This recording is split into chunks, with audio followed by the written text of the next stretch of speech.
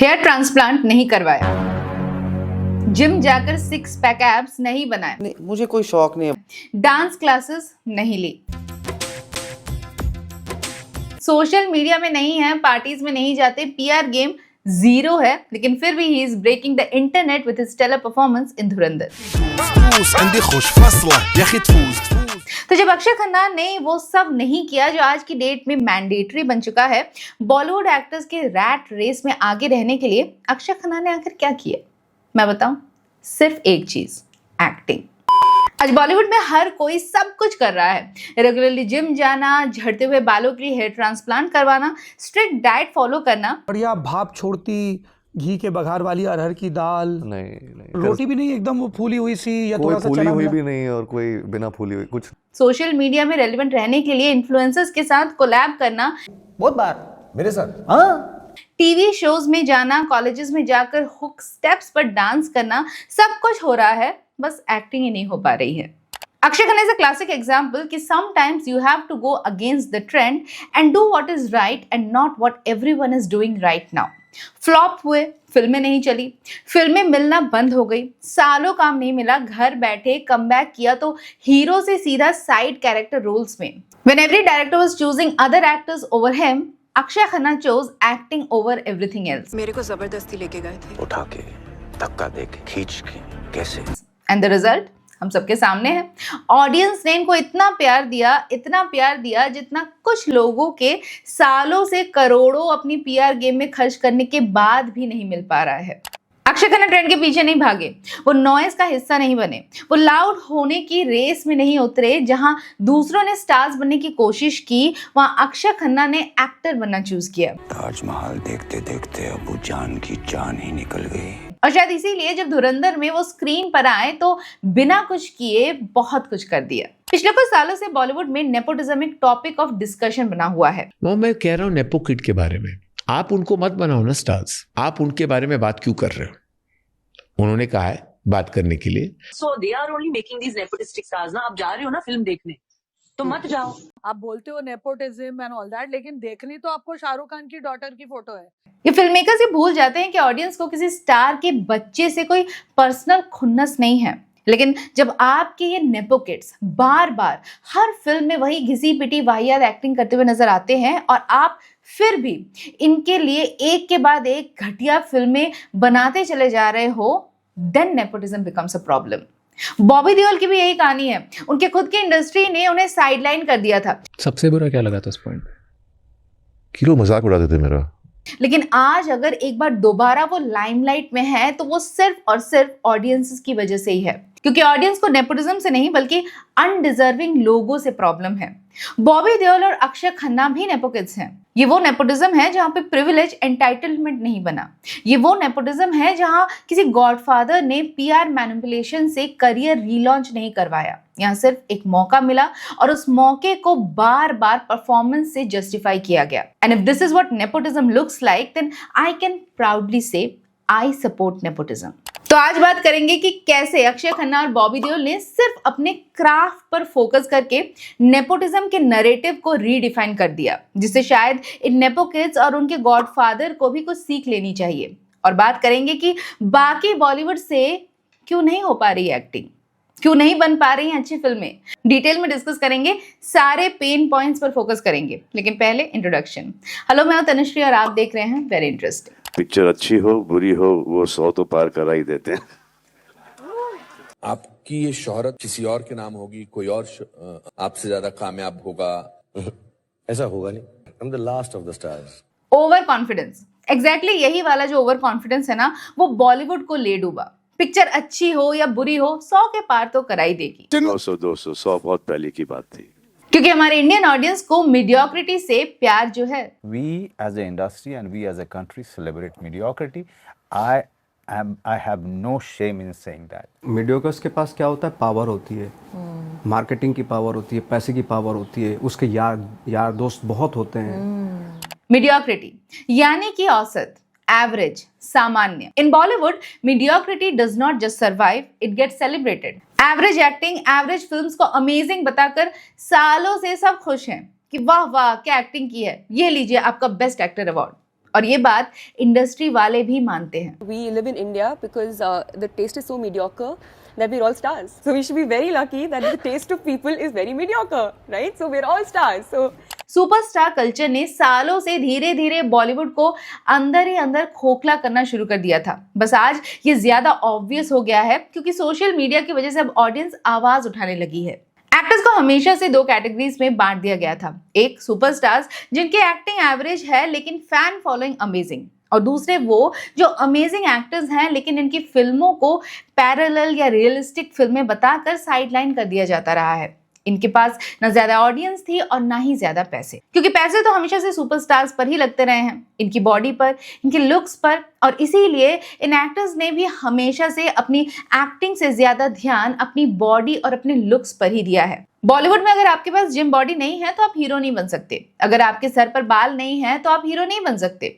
South में रजनीकांत है, Hollywood में विन डीजल है, ड्वेन जॉनसन है, लेकिन बॉलीवुड में लुक्स को हमेशा मेन स्ट्रीम सिनेमा में एक्टिंग से ऊपर माना गया है।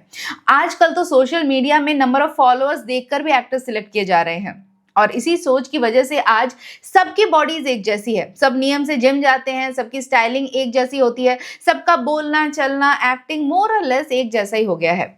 जो घिसे पिटे फॉर्मूला फिल्म मेकर्स 90s में चला रहे थे वो आज भी उसी फॉर्मूला को चलाने की कोशिश कर रहे हैं। फिल्म में हीरो के 2-3 शर्टलेस सीन्स होंगे, हीरोइन के एक आध बिकिनी में डांस होंगे, जबकि आज के डेट में अगर बिकिनी और बॉडी किसी को देखनी हो तो उसके लिए एक ऐप है इंस्टाग्राम, जिसमें फ्री में ये मूवीज से ज्यादा एक्सपोजर मिल रहा है। तो ऑडियंस को बॉडी और बिकिनी तो देखने के लिए थिएटर में जाने की एकदम जरूरत नहीं है।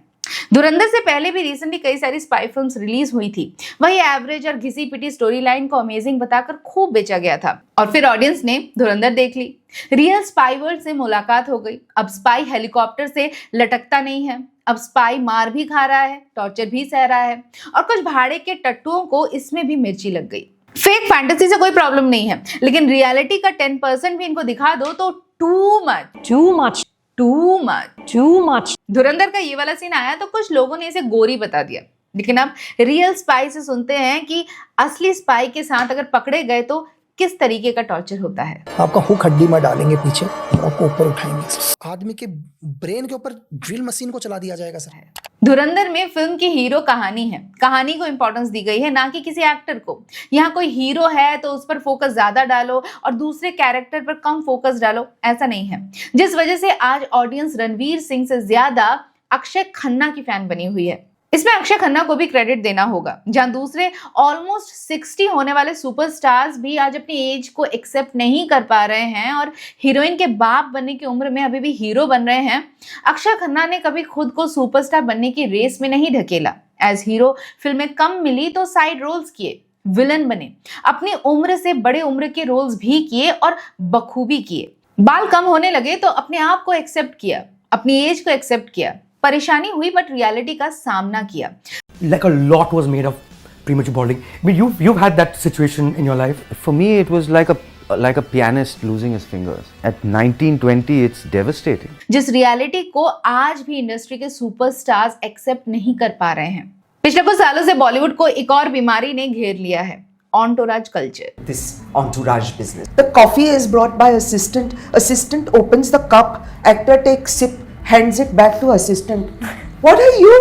आज हर एक्टर अपने साथ एक पूरा एंटोराज लेकर चलता है, जिसमें होते हैं इनके टैलेंट मैनेजर जो इनके लिए स्क्रिप्ट सिलेक्ट करते हैं, पैसों की नेगोशिएशन करते हैं, पीआर मैनेजर जो मीडिया में इनके लिए पेड इंटरव्यूज, रिव्यूज, आर्टिकल्स छपवाकर इनके लिए एक पॉजिटिव नरेटिव सेट करते हैं, इनकी फ्लॉप फिल्मों को हिट बताया जाता है। और फिर आती है इनकी सोशल मीडिया टीम जो इनके सारे सोशल मीडिया पोस्ट हैंडल करती है, कौन सा ट्रेंड चल रहा है, किस ट्रेंडिंग सॉन्ग पर रील बनाना है, कौन सा इन्फ्लुएंसर है जिसके साथ कोलैब करना है।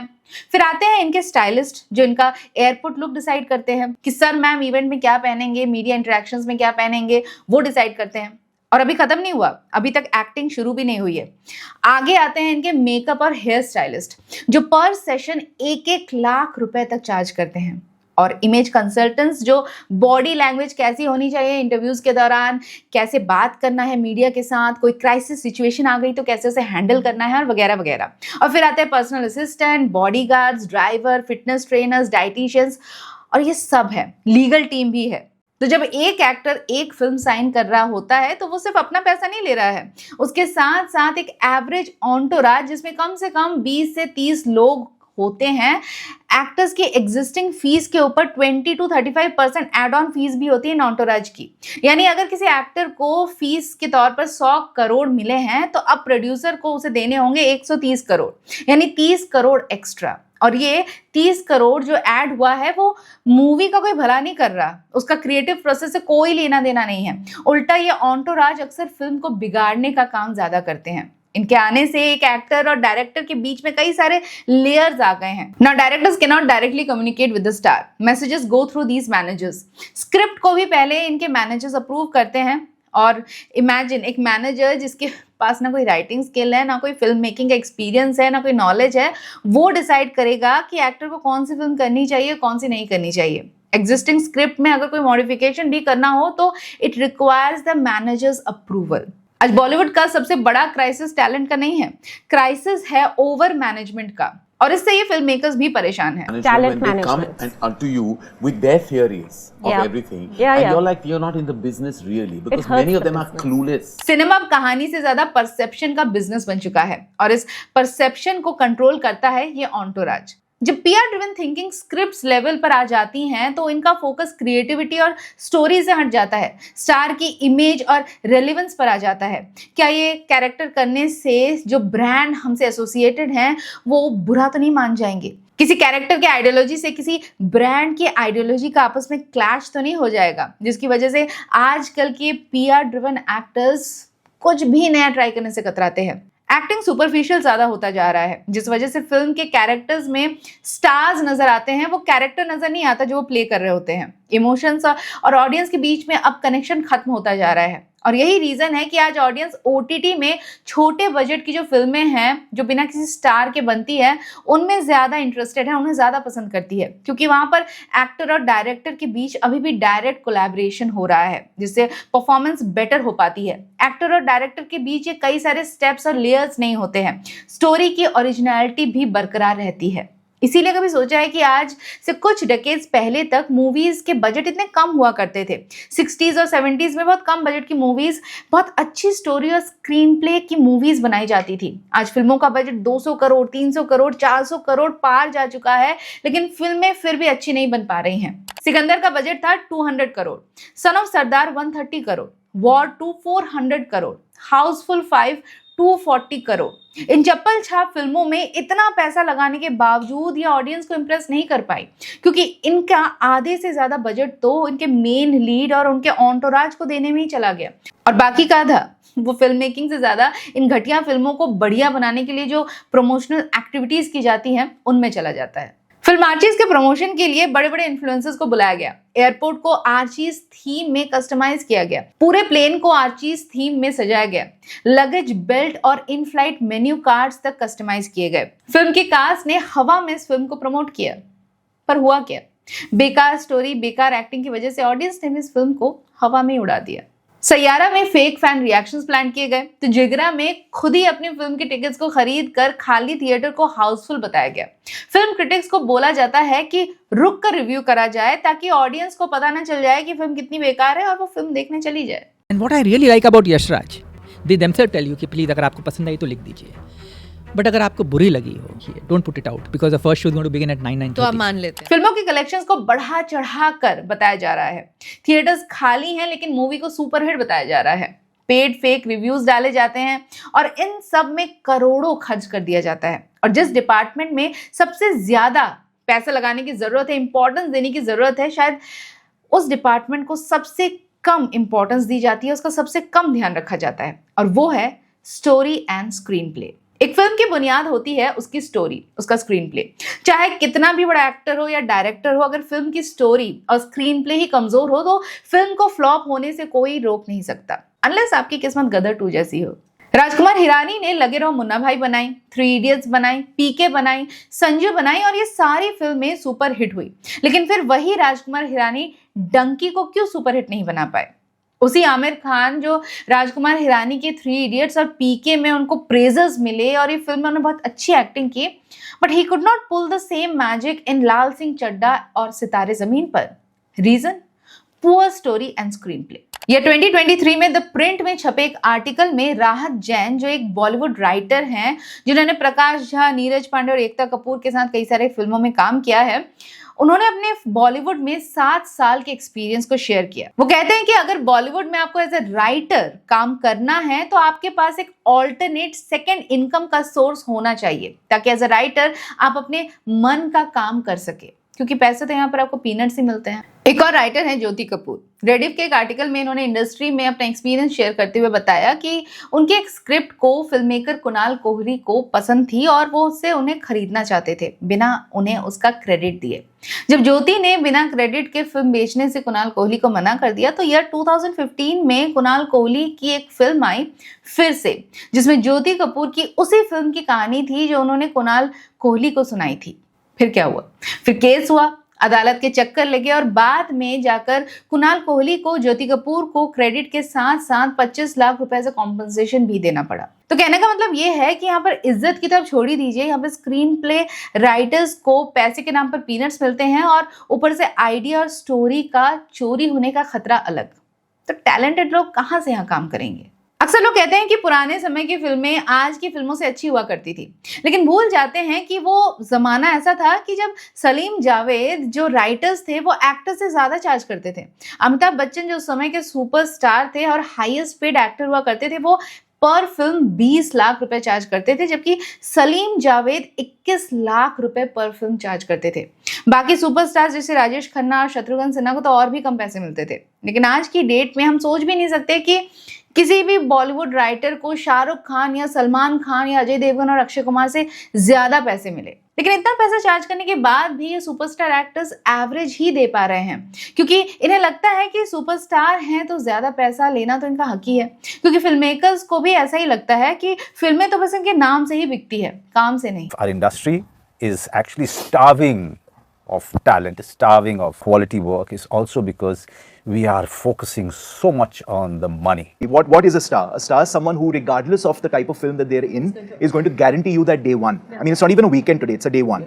यानी इनके हिसाब से ये सुपरस्टार एक्टर्स अपनी average acting with no efforts के बाद भी इनकी फिल्मों में इसीलिए हैं क्योंकि इनकी पहले दिन की जो कमाई है वो काफी अच्छी होती है। यानी कि ये जो बड़े बड़े सुपरस्टार खान्स है ना, इनके जो जबरे फैन हैं वो फर्स्ट डे फर्स्ट शो देखकर पहले दिन की कमाई इतनी तो करा ही देगी कि इनका पड़ता निकल आएगा। उसके बाद फिल्म चाहे चले ना चले, स्टोरी चाहे बेकार हो, लोग चाहे समझ जाए कि फिल्म अच्छी नहीं है, देखने जाए ना जाए, उन्हें कोई फर्क नहीं पड़ता है। पिक्चर अच्छी हो बुरी हो वो 100 तो पार करा ही देते हैं। फिर जरूरत क्या है अच्छी एक्टिंग की? स्टोरी पर फोकस करने की भी क्या जरूरत है? और यही रीजन है कि पिछले कुछ सालों से बड़े बड़े एक्टर्स जो मेगा बजट फिल्मों में चप्पल छाप स्टोरी लाइन और एवरेज एक्टिंग के साथ आ रहे हैं, लेकिन फिर भी 1000 करोड़ क्लब का हिस्सा बने जा रहे हैं। वैसे आपका नाम क्या है? दिया। किसने रखा? मेरे भैया ने। जब कभी मेरी बहन होगी तो मैं उसका नाम नादिया रखूंगा। इन एवरेज फिल्मों को अमेजिंग बता दिया गया और इनकी बॉक्स ऑफिस कलेक्शन से इन्हें जस्टिफाई भी कर दिया गया। लेकिन अब वक्त बदल गया है एंड इट्स टाइम कि ये फिल्म मेकर्स भी अपनी इस माइंडसेट को बदले। अभी धुरंधर के टाइम तो सबने देख ही लिया है कि आजकल फिल्में प्रोफेशनल क्रिटिक्स के दम पर नहीं बल्कि सोशल मीडिया में वर्ड ऑफ माउथ और ऑनेस्ट रिव्यूज के दम पर चलती है। धुरंधर की फर्स्ट डे की कमाई थी 27 करोड़, जो दूसरे फिल्मों के कंपैरिजन में काफी कम थी। पठान का फर्स्ट डे कलेक्शन था वर्ल्ड वाइड 100 करोड़, सिकंदर का भी 54 करोड़ था। लेकिन आज उसी धुरंधर ने 14 डेज के अंदर कमाए हैं 700 करोड़, और वो भी इतनी सारी नेगेटिव पीआर अटेम्प्ट्स को मात देते हुए। All this shows कि the trend is changing and it's time कि फिल्म मेकर्स भी सुपरस्टार कल्चर के पीछे भागने के बजाय डिजर्विंग लोगों को चांस दे। और इससे कोई फर्क नहीं पड़ता कि वो स्टार आपका एक आउटसाइडर है या फिर इनसाइडर, चांस उसी को मिलना चाहिए जो कैरेक्टर के साथ जस्टिस कर पाए। और बात बुरी लगेगी लेकिन कहना तो पड़ेगा ही, एवरेज एक्टर्स को अमेजिंग बताकर उन्हें सुपरस्टार्स बनाना और उन्हें बिगाड़ने में ऑडियंस का भी बहुत बड़ा रोल रहा है। आज से कुछ साल पहले तक ऑडियंस एक्टर्स को उनके बॉडी और लुक्स के बेसिस पे जज किया करती थी, ना कि उनके एक्टिंग स्किल्स के बेसिस पर। आज भी बहुत से लोग करते हैं। इसीलिए बॉलीवुड में हमेशा से अच्छे एक्टर्स से ज्यादा अच्छे दिखने वाले एक्टर्स को ज्यादा इज्जत मिलती है। बॉल्ड अक्षय खन्ना से ज्यादा बाल वाले 6 पैक वाले अक्षय कुमार की पॉपुलैरिटी है। और आज भी इंडस्ट्री में जो न्यूकमर्स आ रहे हैं वो इसी चीज को दिमाग में रखकर आ रहे हैं। इसलिए एक्टिंग को छोड़कर सब अपने नाक, कान, बाल, मुंह, ठुड्डी हर चीज चेंज कर रहे हैं। हर चीज पर फोकस है, बस एक्टिंग पर फोकस नहीं है। फिल्म एनिमल में बॉबी देओल ने अपने लुक्स और बॉडी पर भी काम किया था, लेकिन अपनी बॉडी और लुक के साथ साथ उन्होंने अपनी एक्टिंग स्किल्स पर भी काम किया। A mute character with no dialogues and what an amazing performance. आज एक्टर्स स्टेज और थिएटर्स छोड़कर जिम में ज्यादा नजर आते हैं और इसीलिए ऑडियंस भी सिनेमा हॉल्स छोड़कर घर पे नजर आती है। लोग थिएटर के बजाय ओटीटी में ही फिल्म देख रहे हैं। हर दूसरी फिल्म किसी ना किसी नेपोकिड की होती है जो पहली से भी ज्यादा डिसअपॉइंटिंग होती है। और फिर ऐसे वक्त में स्क्रीन पर आते हैं धुरंधर के Akshaye Khanna. No Instagram reels, no 6 pack transformation interviews, no airport looks, no party appearances, no comeback narrative. फिर भी लोग सिर्फ उन्हीं के सीन्स के क्लिप्स शेयर कर रहे हैं। तो वो सारे बॉलीवुडिये जो ये कहते हैं कि ऑडियंस बेकार में नेपो किड्स को टारगेट करती है, बॉबी देओल एंड अक्षय खन्ना की सेकंड इनिंग्स की सक्सेस ये प्रूफ है कि एज एन ऑडियंस हमें नेपो या नॉन नेपो से कोई प्रॉब्लम नहीं है। प्रॉब्लम है मीडियोक्रिटी से। प्रॉब्लम पीआर मशीनरी से एवरेज को अमेजिंग बनाकर पेश करने की इनकी आदत से है। धुरंधर में अक्षय खन्ना की सक्सेस ने ऑडियंस के स्टैंड को एकदम क्लियर कर दिया है। चाहे पूरी पीआर मशीनरी लगा दो नेगेटिव पब्लिसिटी के लिए, अगर फिल्म अच्छी है तो वो चलेगी ही, क्योंकि आज की ऑडियंस को स्टार या स्टार किड्स नहीं बल्कि रियल एक्टर्स चाहिए। अगर काम अच्छा है तो बस एक सीन काफी होता है, बाकी का काम ऑडियंस खुद ही कर देती है। आपको क्या लगता है? Let me know in the comments. मिलती हूँ नेक्स्ट संडे एक और बॉलीवुड से जुड़े वीडियो के साथ जो होगी वेरी इंटरेस्टिंग।